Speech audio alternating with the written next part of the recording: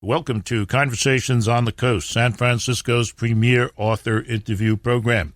And today we have a very different kind of program because it's a different kind of book with a very special author, Barry Lopez. Welcome. Thank you very much, Tim. The name of the book is Home Ground, and the subtitle, which is important, Language for an American Landscape. Barry Lopez did not write this whole book. It's very, very thick. He didn't do it himself. He's the editor, and he was assisted by managing editor Deborah Gwartney. And it's a publication of a press that we've never had on the program before, Trinity University Press of San Antonio, Texas. And I went on their website, Barry, and that's quite a place, that press. It's interesting. It's a small and impressive place. What you are known for, among many other things, is the National Book Award winner Arctic Dreams. And you've written a total of 13 books. And why did you want to take this project? I don't know if I can give you a complete answer to that. I would say what generated the project was my own interest in language and place, my awareness as an American writer that that's a big part of American literary tradition. No matter where you go in American letters, you find writers evoking the emotions of their characters, for example, by referring to these striking American landscapes. So Truman Capote or John Updike, people we usually don't associate with landscape, they draw on landscape to make their characters come more fully alive. We know this from, say, Whitman or Melville or Steinbeck or Willa Cather, but it's everywhere. And I began thinking about this language and realized, I can tell you a story about it, but I realized that no one had ever attempted to write definitions for all of this American language of landscape. So I called on a lot of friends, and they were incredibly gracious and conscientious, and it only took 4 years to get it down on paper. Unlike a dictionary, which has thousands of brief entries, this book, Home Ground, has hundreds of entries, and with a great variation in length. And they are all written by distinguished authors who I think reveal something of themselves, something of how their minds work in the context of what they're trying to, quote, define, unquote.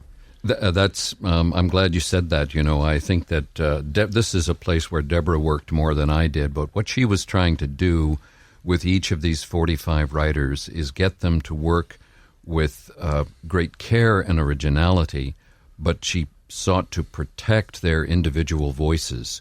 So when you read a John Krakauer definition or a Barbara Kingsolver definition or an Antonia Nelson definition, you're getting more than the definition of a word like in, Monadnock or Bayou or Everglade. You're watching how that writer's mind works, because we told each of them, this definition of yours has got to pass muster with professional geographers and linguists and folklorists. Yeah, that was the bad part of it. You write this out, and then they were going to send it to experts to vet. Well, the experts were all chosen because they had a deep respect as scientists for what writers do, and that what writers do is different from what scientists do. But we had a lot of negotiation there. I wanted a book that would be solid as a reference work, but I also wanted at the same time something that showed what no reference work usually does, and that is, how does somebody's mind work? If you read, the terms, of course, are all arranged alphabetically, but you can go to the index and look up a writer and follow that writer's definition all the way through, and you see there's a voice of a person who has a very interesting and unique way of thinking about the world. At one point, you or the publisher says Home Ground is the amalgam of science, folklore, etymology, and poetic imagination. Yes. I don't think I said that. Sounds like somebody saying something I wouldn't be so bold as to say, but I'll agree with it. But that's what makes the book so different from a dictionary, so different from other forms of reference work, because what's allowed in here is whatever the creative writer can bring to the work. Yes. And that's amazing, that kind of freedom. Well, the freedom we gave them was something that without which we wouldn't really have had an interesting book. What we wanted from them, we told them, was nothing misleading, nothing inaccurate, and entirely your own imagination. If you wanted a quote from literature, great. If you didn't, great. If you wanted etymology, great. If you didn't, great. It had to become something that everybody gave into in their own way. The result here, lengthwise, is one definition for a word called finger drift. That's 24 words. And then there's a very long 365-word definition or writing about the word lake. In my opinion, the spirit of home ground is all this sense of wonderful freedom. And it's I want to look at what I think is the good definition of the book, which is in the introduction. We'll look at that when we return. You're listening to Conversations on the Coast with Jim Foster. Now you can find this program on iTunes, SoundCloud, and all your favorite digital outlets. Follow the show on Twitter at JimFosterCoc and email jimfostercoc@gmail.com. Home Ground, Language for an American Landscape. That's the title of today's book. Barry Lopez, the editor, is with us, and he was ably assisted in many, many ways by the managing editor, Deborah Gwartney. And with our program on this book, we welcome to us a new publisher, Trinity University Press of San Antonio. Now, way up in New York City, there's a New York Times newspaper that everybody likes to get something nice said in. And one James Gorman in the New York Times said about this book, tiny essays in the guise of definitions. Very good point. Very good point. The book is a way of reclaiming the language that gives a definition to landscape from the denatured terms of modern public discourse. It celebrates specificity, and that's a hard word to say, but I think he's quite right there. It celebrates specificity. Now, it's not easy to define this book, but at the on the last page of the introduction, I think you finally do it. So I want to read this. In the pages that follow, a community of writers has set down definitions for landscape terms and terms for the forms that water takes, each according to his or her own sense of what's right, what's important to know. And you were mentioning off air that you had to be very careful to hold to the distinction between editing somebody's work and rewriting, because it has to be their work. The definitions have been reviewed for accuracy by professional geographers, but the writer's intent was not to be exhaustive, let alone definitive, in concert with each other. They wanted to suggest the breadth and depth of a language many of us will seek to use purposefully every day. Their intent was to celebrate and inform and to point us toward the great body of work which they perused in their research and which, along with a life of experience of their own, they brought into play to craft what they had to say. And they did it, I think, by and large. They did, and you know what this reminds me of is the phone call I got from Barbara Rass, the publisher at Trinity University Press. She did us and this book an enormous favor when she said, I'm going to let you and Deborah take the time you need to discover what this book is, and when you have done that, send me the manuscript. You're not going to hear from me about what it should be or what marketing people want it to be. I'm going to trust you to be instructed by your own project, if you will. And the night that she finished the manuscript, she called me at home, and I know her. I've known her for many years. I could tell from the quiver in her voice that even in its rough first form, she was profoundly moved. And what she said to me is, I can't get over that this group of writers, many of whose names are very well known, gave up their own work for so long a period of time and gave in to something that we don't name here that was more important to them than their own work. Wow, I had never looked at it from that perspective. Well, I hadn't either. You know, if you really are amazing. working hard, you just got your nose to the grindstone, and then you look up and you think, oh my God, we've made something nobody could have thought of because nobody wanted to control it and make it what they thought it should be. The work is a work both on the part of the board of geographers and all of these 45 writers and myself and Deborah. We all showed, because it was in our nature, I think, to do it, respect for each other, and what we made was what you get out of a community, not a drawer full of individuals. We need to share some examples of what they have wrought, and I'm going to start with the shortest one, and that's the essay. I'm not going to say definition on the word or the phrase finger drift. Narrow, elongated drifts of dry snow or drifts of sands in dry land areas that are blown, and this is the important part to my memory, that are blown across open, firm-surfaced areas such as a highway. And I think of driving south on whatever the road is toward Jones Beach from where I used to live in Freeport, Long Island, on a winter's day, because it was great to go down there. Nobody was there, and either the sand or the snow would blow across the road in that fashion.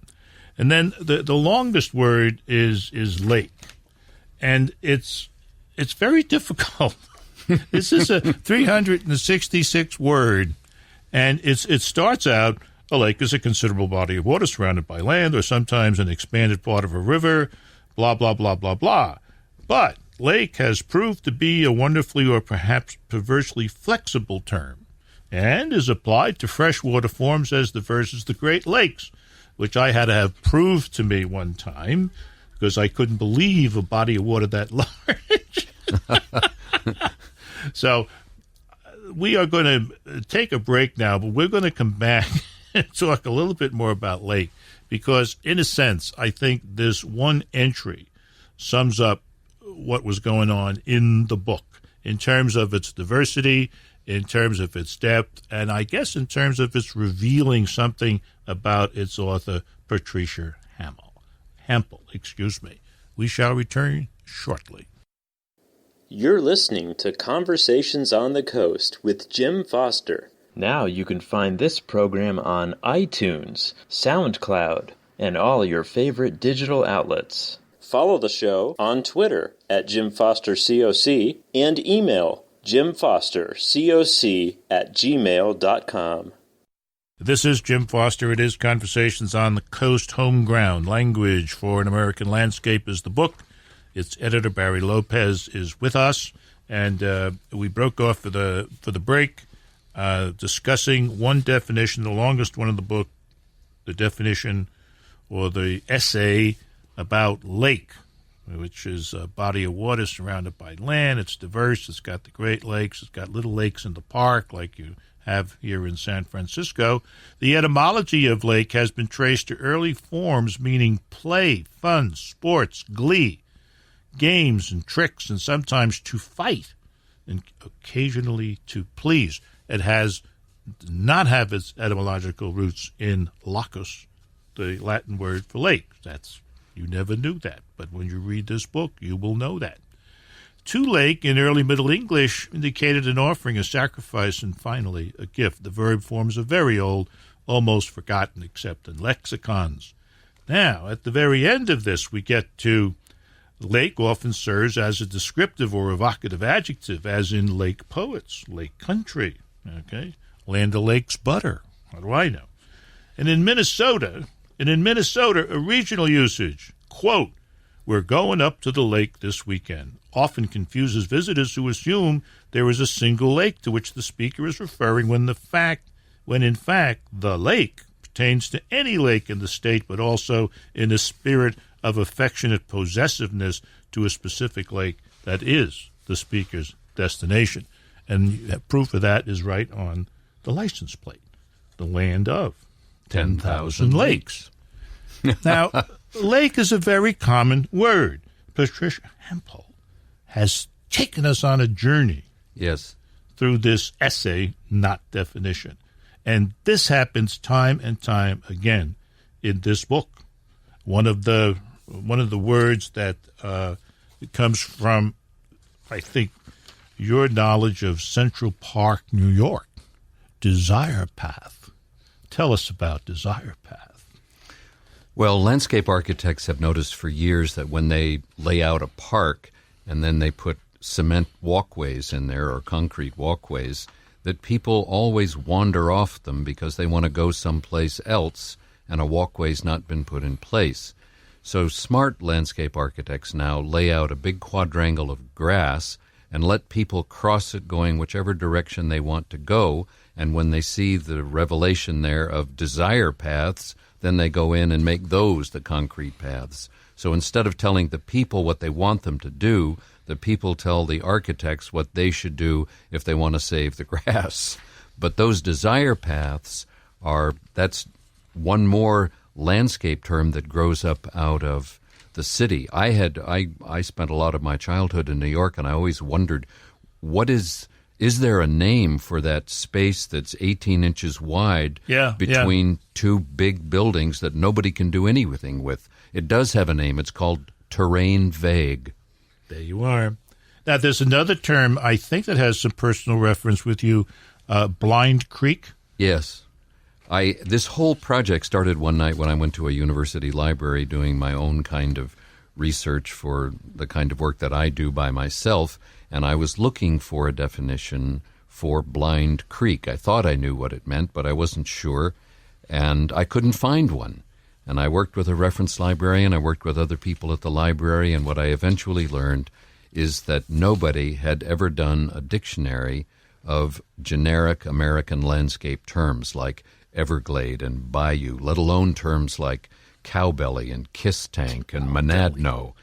We have no book like this, and that's where I got this idea to get people who care about language and care about this kind of evocation together to write these definitions, as you say, that are more like essays than definitions. In the Blind Creek entry, which is yours, you touch on something that I think is throughout the book, and perhaps it's what is behind the whole book. This is a creek that once flowed and doesn't flow anymore. That's why and such a waterway is an ephemeral creek, technically, but by another way of seeing, some such creeks never entirely disappear. And that's what's going on in this book. Huh.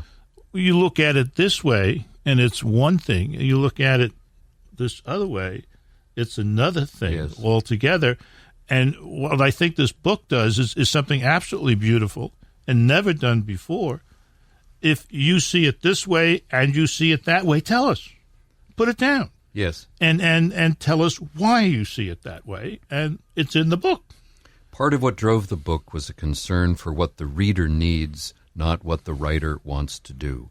And we thought readers will really want to have a set of definitions in front of them that excite their own imaginations, and the entry will not end there on the page. Like a good work of fiction, it'll just keep going. One of the reviewers of this book, Michael Pollan, who's local here in Berkeley, wrote, "The entries are written by some of our best writers, and the result is an unexpected page-turner." When did you ever hear of a reference book being called a page-turner?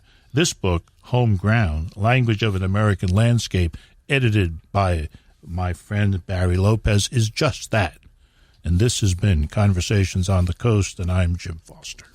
Now you can find this program on iTunes, SoundCloud, and all your favorite digital outlets. Follow the show on Twitter at Jim Foster COC and email jimfostercoc@gmail.com.